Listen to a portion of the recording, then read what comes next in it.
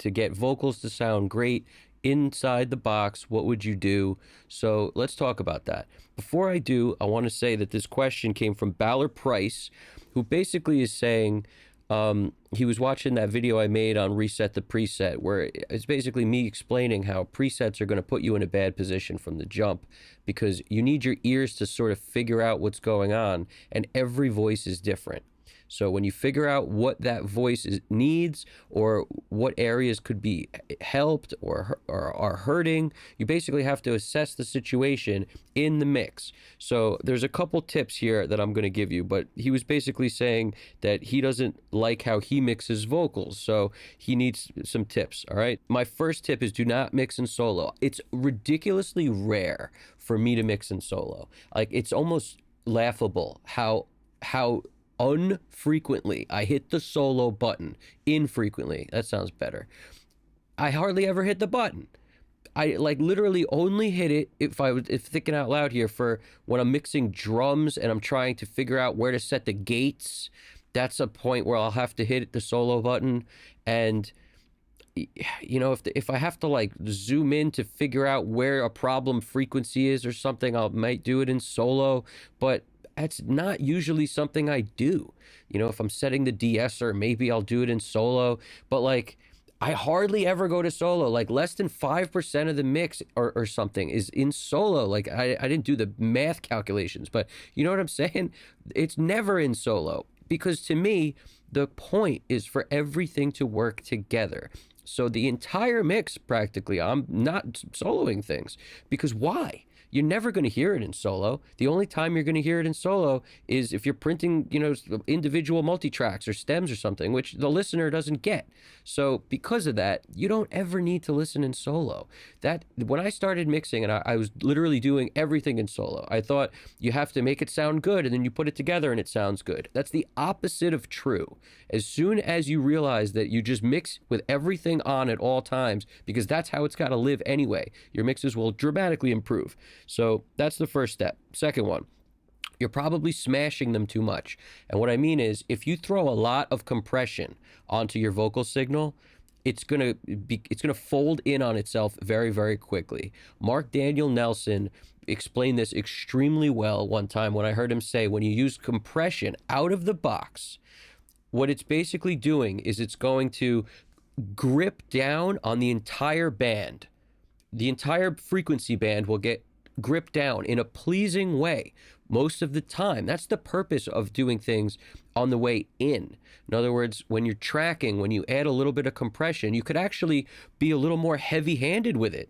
So when you compress in the box, you almost have to do things because you can't go heavy on a compressor. As soon as you really lay into that compressor, it folds in. That's what he said. He makes perfect sense. Be mindful of where the knobs are, the needle for gain reduction. Be very mindful of your VU meters. Run compressors in series and only hit them a little bit. That's why I did another video on the very common, most typical vocal compression tricks people know, like, DBX into 1176, very common, and 1176 into LA2A, very common. So there's different things like this that are common. So the bottom line, I'll link to that at the end if we need to, but in the meantime, another thing to keep in mind is these effects need to be all wet when you're using them in this way. Don't get dry signal in here too. I don't find it helps at all. Keep it 100% wet on all these effects, because by doing that, it's just you'll be able to make this louder and get the effect louder instead of making this louder and bringing the vocal up, which is not what you want. You want the effect to come up. So it's got to be 100% wet on all your Abbey Road plate, your Lexicon reverbs, all your reverbs, just 100% wet. Okay, let's go back to you're probably smashing your vocals too much. Now, if you're smashing your vocals too much, the issue you're going to run into is this. You're basically softening the sound. So in order to not do that, you got to use some parallel compression. That's the way I deal with it. So if you notice on these tracks, especially without the tape echo, if you just ignore the tape echo, and in this case, the Cooper time cube, which is another kind of a delay thing, but you could set them very tight and very short, so it winds up just kind of creating an effect. And with or without it. Like, let's just pretend they're not there. All that's on here is a 4KB and a Pro DS. That's it, right? And that's the way I'll usually roll, because that will make it where it's a super dry signal that I'm sending into these compressors. Now, the parallel chains exist to me as follows, okay? These vocals that are on these tracks are being sent out to my Burl converters. So the vocals being sent to the Burl converters from these tracks are dry. The vocals being sent here have all this compression on them to the Burl converters. So by running it in parallel and by keeping the signal lower than the vocal itself, and blend to taste, and generally I'll use 2, sometimes 3, but I have 4 in my template, so I wanted to show you guys all 4 because this is the concept. Each compressor imparts a slightly different sound. If you notice, each of these vocals is sent to bus 3-4, bus 3-4, bus 3-4 all day. Now, bus 3-4 are these channels of my parallel compression. So the first one is a Fatso Senior. Now, I love a good Fatso Senior because it's just a one flavor, okay? Now, the Fatso, I find, does a thing where it basically brings up the end of the phrase. If you think about somebody singing, they're loud in the beginning, and then as they get tired, if they're holding a longer note, it may just start to get a little more tame or quiet towards the end of their vocal phrase if they're not holding a note. So by using a Fatso Senior, it'll thicken up the back of it, I find. So that's why I like the Fat. And the Junior works similarly. So either one. But the point is, I just dig the Fatso for that. The Bus Comp by SSL is its own sounding compressor. And it's very cool too. So sometimes I'll run that as a parallel channel. But this, just to be honest with everybody, this one's the one I typically will take out. I'll leave the Bus Comp for maybe on the mix bus, but I won't generally use it here because these other ones have, in my experience, like a little more of a flavor. The 33609 lives on one of my parallel channels, and that's usually one I'll run with the Fatso because I love the way that sounds. And sometimes I'll add the distressor if I'm so inclined.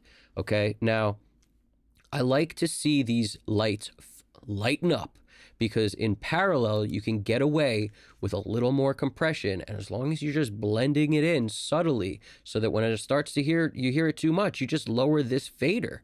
You don't really have to get this thing where it's not working hard. You just lower the fader. That's how I look at it, where it's like the volume here determines how much compression you're hearing, but you want to actually get the sound from what the gear is doing, these plugins. So that's the point. That's why you run it in parallel. You're maintaining a relatively clean sound here on your tracks, and you're getting that compressed sound here, and then the balance of the two is what will make you happy. Now, distressor being the last one, a particularly universal compressor, that's the one also I might not always use, but when you start to rock the distressor and the lights are lighting up like crazy on it, it does a cool thing too, all right? It's probably one of my favorites to use on bass. Now, MV2 lives on the bottom of this because people talk about different compressors and different things all the time. The MV2 is one of my favorites to use on almost, like, it works on so many things. And, on an 808 it works, and on a vocal it works. It works on so many things, but use it sparingly because it's a particularly cool plugin. You can bring up you could take down the high level information. You could bring up the low level information. You could wind up where it's a really sick plugin. Let me just say that. And there's no right settings on it. You could be careful though, because it works a lot. So it does a lot. Little bit goes a long way with these things. And that's why they're off, because they're only on if something's not working and I need to push something more, I'll throw them on. Nothing like an MV2 to bring stuff to the front. All right, now we're going to keep it moving. So here's a good tip. On your background vocals, okay? I like to try to make the background vocals have a particularly unique sound. So I will often throw on some sort of saturation, some sort of, not like a telephone effect, but like if you picture that, just a little less, something that will, is a carved off high end, carved off low end, but specifically high end, because you want to separate it from the vocal, the lead, which could be very clear and very pristine sounding, like a lead maybe should. And then the backgrounds, you don't want to stick out as much. So if you notice, look at the way the EQs are here. I'm taking off highs, but on, you know, the leads, which is these lighter ones, I'm jamming the highs. The highs are living. So because of that, you're getting highs. And this is just happening on the 4KB. You know, it's just, you know, like a 10 dB boost at around 8K. Like I said, don't also pay so much attention to this, because this is only what worked because of the mic that was used and because of the vocal, which is the source that we were treating. I'm rolling off at 60. You know, these settings are not to be memorized. They are just what worked. And that's the thing I want you guys to realize, is that the quicker you can get in tune with what's good and bad yourself without using presets, especially on vocals and on all the instruments, you'll really be ahead of the game. Only work with presets on things like effects and things like that. That's my experience of, you know, that's, in my opinion, the best way to learn. Do not rock presets. You need to be able to figure out how to do it yourself. So I start with every EQ on the 4KB flat, and then I go from there. Now, what else? Some things to keep in mind. These are multi-mono effects. I want you to see multi-mono. You notice that? Multi-mono, all these are multi-mono. Multi-mono. Multi-mono is the way to do parallel compression. Some people kind of glance over that. I think it's critically important for me. It sounds much better to me when I use multi-mono effects on parallel compression. Now let's keep it moving. So my thought process, I'm blending these a little bit, and they're being sent out to converters next to these vocals. I really hope this was helpful. All right. You guys are awesome. Thank you so much for watching. I can't tell you what it means to me to get to this point where we're killing it, and so much more to come. And if you really found value in this video, do me a huge favor.